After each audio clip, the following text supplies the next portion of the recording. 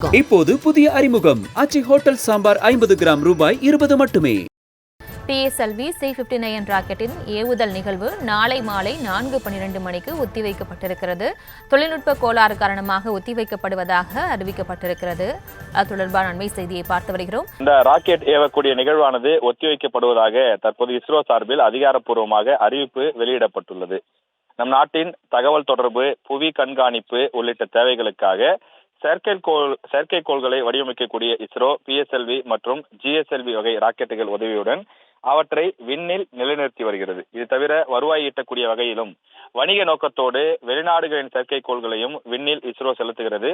அதன்படி தற்போது ஐரோப்பிய விண்வெளி நிறுவனம் குரோபோ 3 என்ற பெயரில் 2 செயற்கைக்கோள்களை வடிவமைத்துள்ளது. இவை சூரியனின் ஒளிவட்ட பகுதியை ஆய்வு செய்ய உள்ளன என்று தெரிவிக்கப்பட்டுள்ளது.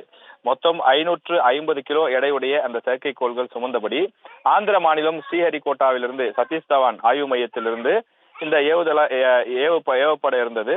இது C-59 என்று சொல்லக்கூடிய இந்த PSLV C-59 என்று சொல்லக்கூடிய இந்த ராக்கெட் மூலமாக இன்று மாலை 4:08 மணிக்கு விண்ணில் பாய்வதாக திட்டமிடப்பட்டிருந்தது.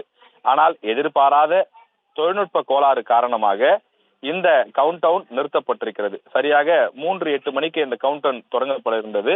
ஆனால் அதிலே அந்த தொழில்நுட்ப கோளாறு ஏற்பட்டு தற்போது அது போஸ்ட்பான் செய்யப்படுவதாக, அதாவது இது தள்ளி வைக்கப்படுவதாக, பிறகு அதற்கான அந்த நேரம் குறித்த அந்த அறிவிப்பு வெளியிடப்படும் என்றும் தெரிவிக்கப்பட்டிருக்கிறது. இன்று ஒத்திவைக்கப்பட்டு நாளை மீண்டும் விண்ணில் ஏவப்படும். நாளை மாலை 4:12 மணி அளவில் இந்த மீண்டும் ஏவக்கூடிய நிகழ்ச்சி நடைபெறும் என்று தெரிவிக்கப்பட்டுள்ளது.